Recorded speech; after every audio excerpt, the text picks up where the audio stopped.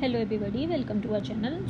आज हम बात करेंगे फूड प्रोडक्शन के अगले पार्ट के बारे में, दैट इज़ एनिमल हस्बेंड्री।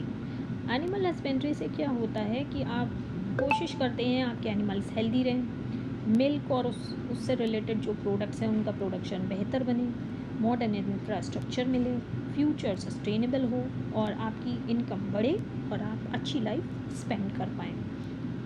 तो अब हम बात करेंगे मीट प्रोवाइडिंग लाइव स्टॉक की। हमारे देश में गोट, शीप और pig main sources of meat supply हैं बिसाइड्स पोल्ट्री एंड फिश।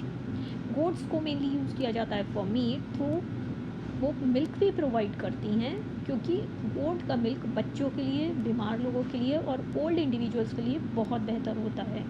जो इम्पॉर्टेंट ब्रीड्स ऑफ गोट्स हो जाती हैं वो हैं गड्डी, कश्मीरी पश्मीना और मारवाड़ी। शीप प्रोवाइड करती हैं मटन, स्किन, वूल। गोट और शीप ब्रीडिंग काफ़ी चीप रहती है, इसीलिए बहुत सारे लैंडलेस लेबरर्स की एक मेजर ऑक्यूपेशन हो जाती है।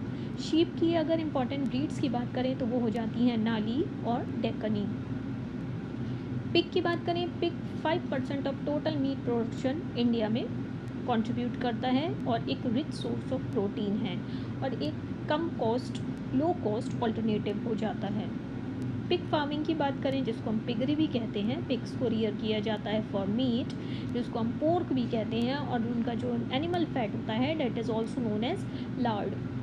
पोर्क को अलग अलग पार्ट ऑफ बॉडी के हिसाब से अलग अलग नाम दिए गए हैं। जैसे बैक और साइड्स हैं तो उसको बेकॉन बोलते हैं, बैक ऑफ द थाई है तो उसे हैम बोलते हैं, और मिंस्ड पोर्क है तो उसको सॉसेजेस बोलते हैं।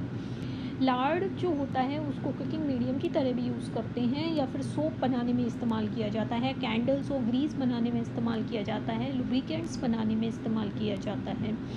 जो पिग्स के स्टिफ बॉडी हेयर्स होते हैं उनको पेंटिंग ब्रशेस बनाने में इस्तेमाल किया जाता है। जो इंडिजिनियस ब्रीड्स ऑफ पिग्स हैं वो हैं देसी एंड घोड़ी, और जो एक्जॉटिक ब्रीड्स हैं वो हैं Berkshire and large white Yorkshire. अब हम बात करेंगे पोल्ट्री की। पोल्ट्री में क्या होता है, it is the process of raising domesticated birds like ducks, chickens, geese या टर्कीज। क्यों? क्योंकि हमें उनसे एग्स ऑब्टेन करने हैं, उनका मीट ऑब्टेन करना है। पोल्ट्री फार्मिंग काफ़ी प्रॉफिटेबल रहती है, कम ही इन्वेस्टमेंट में और छोटी जगह की ज़रूरत होती है और आराम से आप उसको देख सकते हैं, तो रिटर्न्स अच्छे रहते हैं।